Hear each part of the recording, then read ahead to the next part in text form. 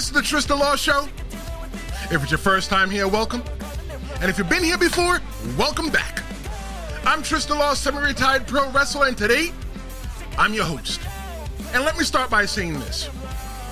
Jacob Fatu, I think he's becoming a problem. Wait, you know what? I think he is a problem. And not just for the WWE roster, not just for the Bloodline, but for Solo Sikoa too. Thank you so much for joining me today. And if it's your first time here, this podcast is fully interactive. Whether you are watching it live right now or on demand, feel free to jump into the chat because I respond to every single message, whether it's live right now or whether it's on demand. Later on, I always log back in and respond to all the messages, and I look forward to interacting with you. But Jacob Fatu, he's violent, he's unpredictable, he's unstoppable, and the fans, we just love every second of it. But here's the real question. Can anybody in the WWE control him, or is Jacob Fatu already starting to take over? That is what we're talking about today. Let me know in the chat, do you think that Jacob Fatu is the most dangerous man in the WWE? Drop your thoughts in the chat because I want to hear from you. But before we break down why Jacob Fatu is a problem, let's take a step back and talk about how we got here. So, from the moment that Jacob Fatu arrived in the WWE back in, June 2024, Jacob Fatu didn't just fit in. That mofo took over. He attacked Cody Rhodes, Randy Orton, and Kevin Owens. He laid out Kevin Owens with a Samoan drop onto the steel steps. He delivered a spear onto Randy Orton into the barricades, and he finished with a diving headbutt that sent Cody Rhodes, the WWE Universal Undisputed Champion, crashing through a table. Look, if you ask me, that's a dangerous man already to begin with. That's talking about making an impact already. Look at that crazy man right there on his debut in the WWE. And if you look in that far right corner, you see Paul Heyman there with his hand over his mouth. Paul Heyman knows exactly who the hell Jacob Fatu is. And the reason why he knows who Jacob Fatu is because, he's been the wise man for the Bloodline, way back in the WCW days. He's been with the Samoan family for such a long time. He knows what kind of danger Jacob Fatu can be. But if you ask me, I think that Jacob Fatu is already starting to outshadow Solo Sikoa. Let me tell you why. Solo Sikoa, he came into the WWE. Well, he was already in the WWE. He was in NXT, and he was doing his little thing, and he was making a name for himself. He was pretty dangerous, right? And then he came onto the main roster to support the Bloodline. He became the silent enforcer for the Bloodline, for Roman Reigns and his brother, Jay and Jimmy Uso. But the thing, though, is that they took Solo Sikoa from a small fish tank to where he was the biggest and most dangerous fish and put him in a bigger fish tank to where the fish were more dangerous than him. And I feel that Jacob Fatu's character of him being a little bit too quiet, I think that played against him a lot. More than you probably even recognize right now. Jacob Fatu, like I said, he came in loud, he came in violent, and he came in unpredictable. When you see Jacob Fatu, you shut up and you keep your eyes open because you don't know what's happening, because if you're standing there, you don't know if you're next. You don't know if you're next. Fans, though, immediately gravitated towards him, and now Jacob Fatu is getting one of the most biggest reactions in the WWE. If you don't understand what I'm talking about, I need you to go ahead and watch some WWE programming and just listen to what's happening for Jacob Fatu. You're not supposed to be cheering Jacob Fatu, but the fans somehow like him. And let me tell you why. Jacob Fatu, he's not just another big guy. He's explosive, he's agile, and he has that crazy energy. And not only does he have the crazy energy, he also has the crazy eyes. And when you look at somebody like him, he feels so fresh. He's dangerous, but you know what? It's also exciting. Jacob Fatu, he's got some street cred though from the indies. And Major League Wrestling was where he pretty much made a name for himself. Jacob Fatu is that kind of guy that when I see this face coming, I'm turning around because I'm starting to run. When I see this face coming, I'm running. Jacob Fatu? Jacob Fatu's he's not pretending to be a tough guy. Jacob Fatu's not pretending to be a badass. Jacob Fatu is a legit badass. He was arrested for robbery way back in the day. Let me tell you something. When you get arrested for robbery, they're most likely not catching you on your first time. If you get arrested for robbery, the question is, what else have you done that they haven't caught you for yet? Y'all sitting around thinking that Jacob Fatu's out here pretending to be a wrestler? No, Jacob Fatu's the real deal. He's the real deal. And I think that once you see him in the WWE, once you see him in the ring, once you see him in person, you see that, this is a guy that you don't want to freak with. But what makes him special is that WWE doesn't have a lot of guys like him. Who else is like Jacob Fatu in the WWE? You got Gunther. Gunther's a beat-em-up guy, right? He just beat him up and he's a brawler, but he's not crazy like Jacob Fatu. Like, if you put a guy like Jacob Fatu and Gunther in the room at the same time, Gunther's thinking about, you know what, maybe let me not try to piss this guy off so I can get out of here in one piece. But somebody like Jacob Fatu in that same exact situation is like, you know what? I want to eat his head off. You know why? Because I can. Because he won't stop me and he's going to let me. Jacob Fatu, he's not a game. But here's my question to you, and drop it in the chat. Did you expect Jacob Fatu to get this much love from the fans quickly? Did you expect Jacob Fatu to get that much love from you this quickly? Or was it a surprise to you? Let me know in the chat. So we already know that Jacob Fatu is a fan favorite. But here's the next question. Can he even be controlled? If you like what I'm doing, go ahead and hit that subscribe button.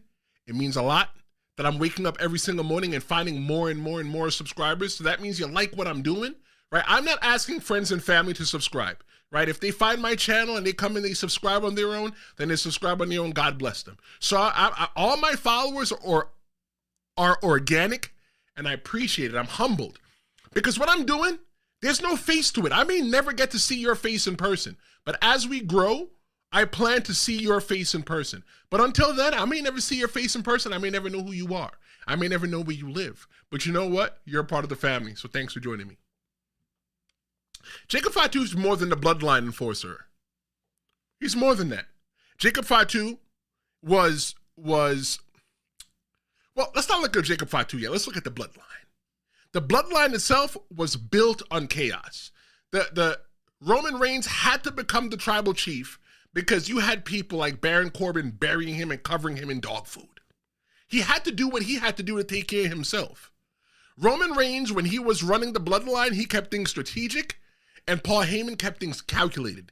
And even Solo, as dangerous as Solo Sikoa is, he was quiet. He was a disciplined presence, and Roman Reigns had him in check. But Jacob Fatu, whole different animal. Jacob Fatu, he don't fight.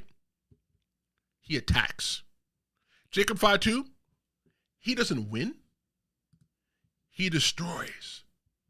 Look at that face. And most importantly, he does not seem like the kind of guy who follows orders that he doesn't agree with. If Jacob Fatu wants to go right and everybody else says that, you know what, we should go left, if Jacob Fatu doesn't want to do it, he's not doing it. And I think that's one of the things that makes Jacob Fatu so enamored, because we know that. He doesn't have to say it. It's just things that we know. And that's why Solo Sikoa might already be in trouble. Not because of a rivalry, no, not at all, but because Jacob Fatu doesn't seem like a man who wants to play second to anyone. He doesn't. You see, I think that Jacob Fatu respected Solo Sikoa as the tribal chief. But once he lost to Ulafala to Roman Reigns at that premiere episode of Raw on Netflix, I think that's when the respect started going away. Not even the respect, the love. Because what is it that Jacob Fatu would say? He would say, I love you, Solo. But you know what? He doesn't love him anymore, because why are you going to love a man that can't even keep the family together. You're supposed to be at the head of the table, and you gave it to somebody else. I came to the WWE to join you. And what you did was you lost the Ulafala to Roman Reigns, the guy that we were fighting against. I think that's when the respect started being lost for Solo Sikoa by Jacob Fatu. But here's my question. Let me know in the chat, because you know we're all about engagement these days. Is Jacob Fatu going to outgrow the bloodline? Has he outgrown the bloodline? Can Jacob Fatu be a star on his own? Let me ask you another one. What about Solo Sikoa? Let's say the bloodline does break up. Let's say that Solo Sikoa goes his own way, and Roman Reigns goes his own way, and Jacob Fatu goes his own way. What will happen? What do you think will happen? Let me know that in the chat. But if you think that Jacob Fatu is a problem right now, just wait, because the WWE fans already see him being much more dangerous. If you don't want to see my ugly mugly face, what I'm requesting to you is just listen to this wherever you find a podcast. Apple Music, Google Music, or not Apple Music, sorry, Apple Podcasts, Google Music, Spotify, wherever you can think of finding a podcast, including here on YouTube, you can get the audio-only version if you don't want to see my ugly, mugly face. Thanks so much for joining me. And all the episodes come out 6 days later. So if you're listening to this, you missed out 6 days prior. You could join me live at noon, Tuesdays and Fridays here on YouTube. The WWE crowd, though, they're fueling the rise of Jacob Fatu. And WWE likely wanted Fatu to be a dominant heel, but the fans always have other plans. And if history has taught us anything, it's that when the fans get behind somebody like this, WWE has to pay attention. Think about the unplanned babyface effect. Let's talk about guys like Stone Cold Steve Austin. Stone Cold Steve Austin wasn't supposed to be a heel. That wasn't what was in the cards for him. What was supposed to happen for Stone Cold Steve Austin was that he wasn't even supposed to win the King of the Ring. But came in with the Austin 3:16 line that says, I just whooped you behind. You're talking about your Bibles, you're talking about your Psalms, you're talking about your John 3:16. Well, Austin 3:16 said what? That is when Stone Cold Steve Austin blew up, because he connected with the fans somehow. Let me check this out live to make sure this is function. Yep, so we got function here on YouTube. Okay, that's what I was looking at. All right. Becky Lynch. Becky Lynch wasn't supposed to be a babyface, but she turned into a babyface. Roman Reigns doing a tribal chief run, he wasn't supposed to be the babyface, but you know what? There was something about him that was just cool. Roman Reigns wanted everybody to acknowledge him with the one finger in the air, and what did everybody did? Everybody started standing there not doing nothing. They started turning their backs on Roman. And then eventually what happened? Everybody started standing up with the finger in the air, because it became the cool thing to do, to acknowledge the tribal chief, the one, the only true tribal chief, Roman Reigns. The fans didn't just react to Stone Cold Steve Austin, Becky Lynch, or even Roman Reigns. What happened was those people got elevated. And Jacob Fatu, he's in the same exact category, if you ask me. He's going to be in that same exact category. Jacob Fatu, though, he's getting love because of how different he is. He's different. Who in the WWE looks like Jacob Fatu? Jacob Fatu don't got abs, okay? He doesn't look like a guy that can run a mile, but he looked like a guy that can definitely kick you behind. If that's what Jacob Fatu is going to do, if that's what Jacob Fatu wants to do. If Jacob Fatu did that, who's going to stop him? If Jacob Fatu and you were walking down the alley right now and you didn't have a weapon, how would you fend yourself off from Jacob Fatu? That's why I think that Jacob Fatu is special. He's a throwback to an era to where violence in wrestling wasn't just for shock value, it was a badge of honor. Jacob Fatu would have flourished in ECW. He would have been the man in ECW. But he's born a little bit too late. So now he has to go on his rampage in the WWE in this PG, Paul Levesque, the Netflix era, whatever they want to call it. Yo, Jacob Fatu, I got a strong prediction for Jacob Fatu, and stick around because I definitely want to give that to you. Let's look at Tama Tonga. Tama Tonga plays a small part in this role. He's getting love too. And I think the only reason why he's getting love, for two reasons. Number one, he's guilty by association. And number two, he has something that the fans latch on to. The fans love cheering with Jacob Fatu saying, "I love you, Solo." And then Tama Tonga has a thing where he like, whatever the hell he does, right? But the fans love doing that. The reason why I think that they're overshadowing Solo Sikoa is what does Solo Sikoa have? I'll wait. He don't really have nothing. He comes out there with a little thumb thing, and he comes out there, and I think that when I see Solo Sikoa, and I don't know Solo Sikoa personally, I did happen to get the privilege of wrestling his dad way back in the day. But the thing with Solo Sikoa is that, and I'm talking about the character, not the man. I don't know the man. But the thing about Solo Sikoa is I think that he's pretending to be a badass. I think he's pretending to be a tough guy. But then you got somebody like Jacob Fatu, it's like, yo, bro, there's no pretending about him. They go, that's the real McCoy right there. You see Solo Fatu just seems like a nice guy. Even when he tries to do his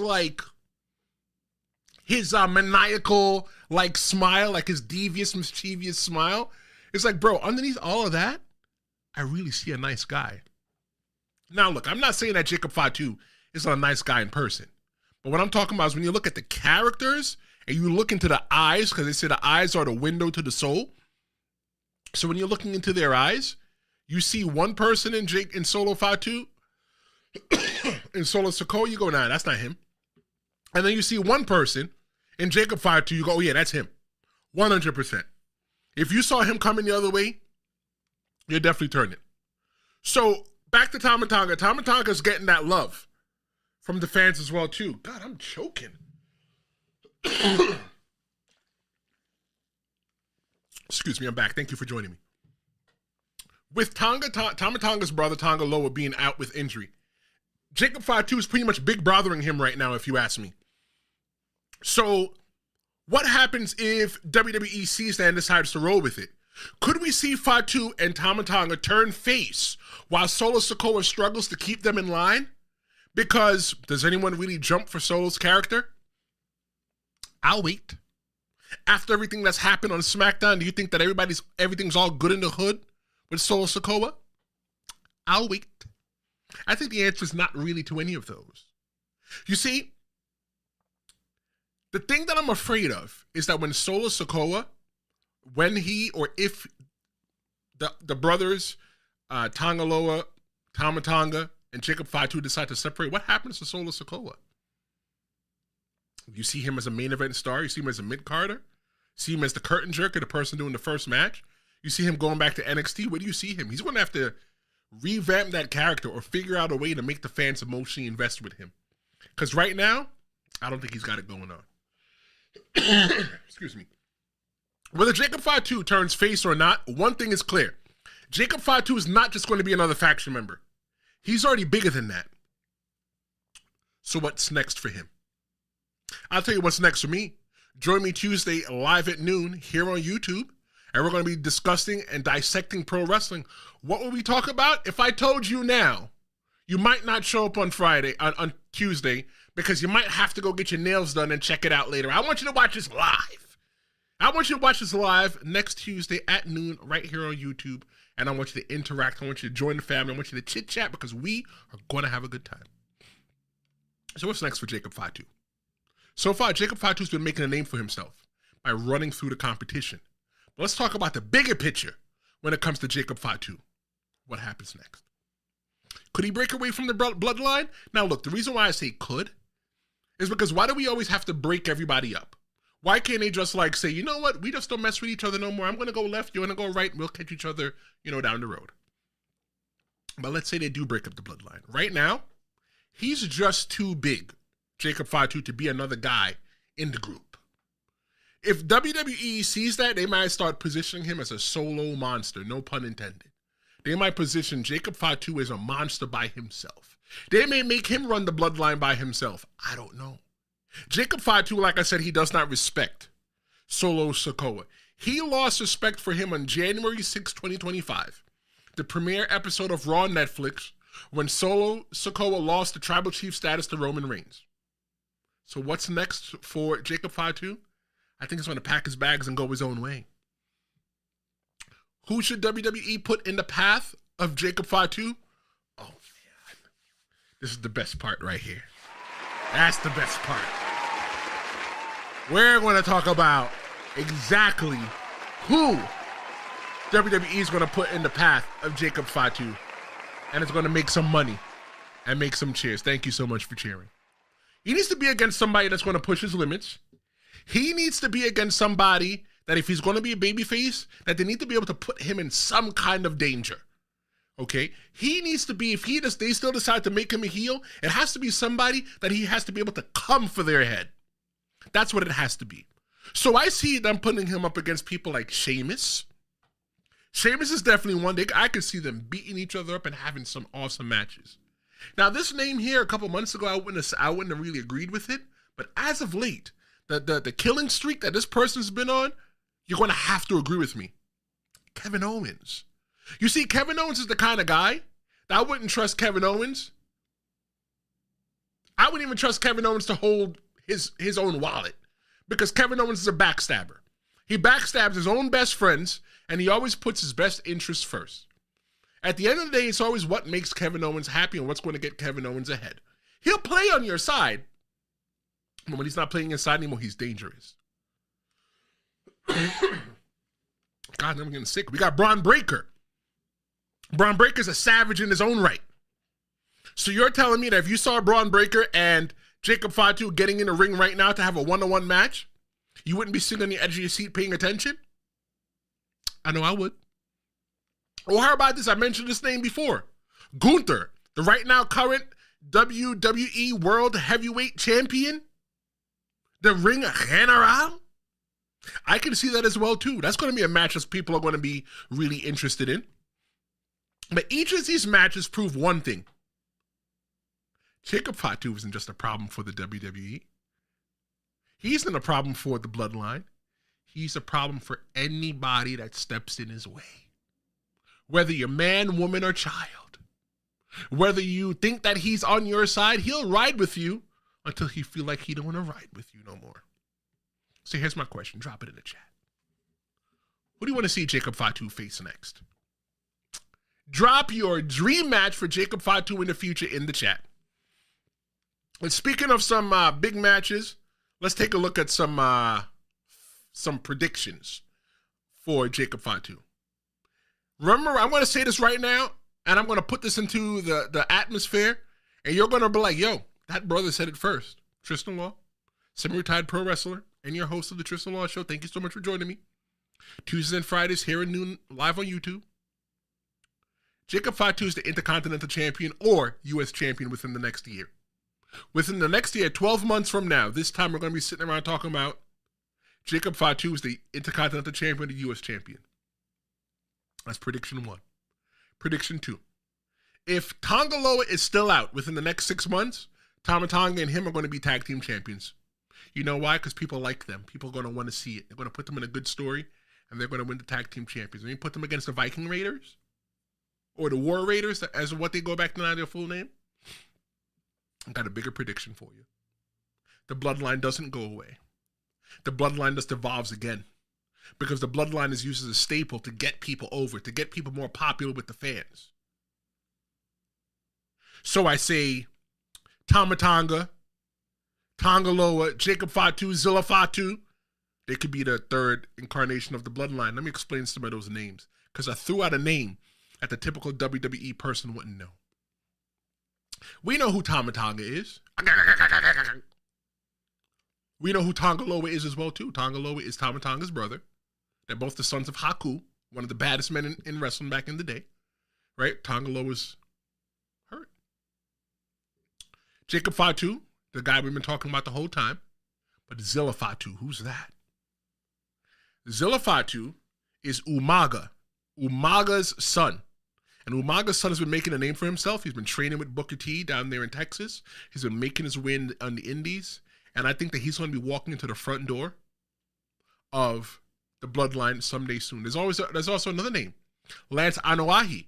Who is Lance Anoa'i? He's a part of the Anoa'i family, and he is in NXT right now. He's at the Performance Center, and he's working his way up. That could be somebody that could be in the future bloodline, and you don't even know it. The choices that they could do if they decide to keep the bloodline going. Let's see what happens. Okay, so we got God, I'm choking to death. We got Dom Delivers checking in. Thank you so much for checking in. Make sure you check out her podcast, Dom Delivers. She's out there giving out spiritual facts and helping people out. And I think you should check out her podcast on YouTube. But she says Leo Rush maybe. I think Leo Rush would get folded up like an envelope. And Leo Rush right now, I think Leo Rush is either in TNA or he's in AEW. But if Leo Rush was standing in front of Jacob Fatu, yeah, he needs to use some sick days. He needs to figure out some kind of way to get himself out of the situation that he's in at that time. Because if you ask me, he's in danger.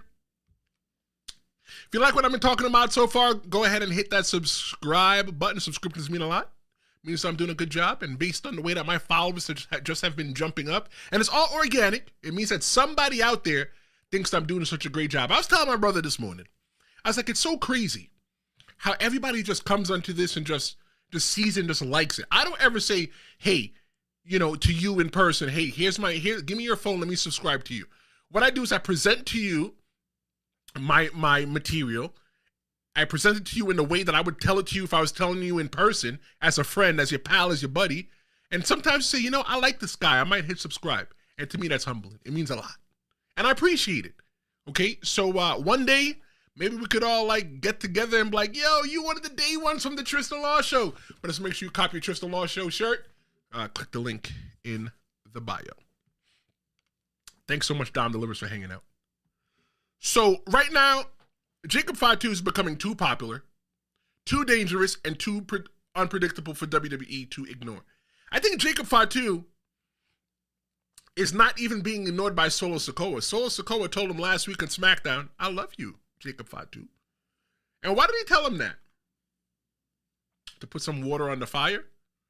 To try to keep him in check? And if that's how you're going to try to keep him in check by manipulating him, you got some problems. Maybe that's something that Jacob Fatu was doing the whole time, manipulating Solo Sikoa until it was just his time that he can break out because he knew he was a bigger star than Solo Sikoa. The question is, though, the question isn't if Jacob Fatu takes over. The question is when. Drop this in the comment. Let me know. Right? This is going to be the final question I'm going to ask you. Has Jacob Fatu already outgrown the bloodline, or does he still need more time?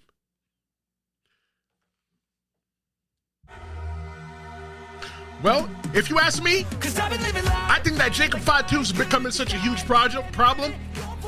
And, he's one you're definitely going to have to keep your eye on. My name is Tristan Law, and this is the Tristan Law Show. Thanks so much for joining me. I'm looking forward to see you Tuesday, live at noon right here on YouTube. If you like what I did, go ahead and hit the like, share, and subscribe. I'm choking. I'm trying not to cough. Thank you so much for watching the Tristan Law Show. Go watch some wrestling. The Rock is supposed to be on SmackDown tonight. So watch that. We might talk about that sometime in the near future. Thank you so much for joining me. I'm Tristan Law. See you next time. Nothing in sight, forever in flight. Follow those lines, we'll make it this time. Blurry street lights, work as a guide to memory.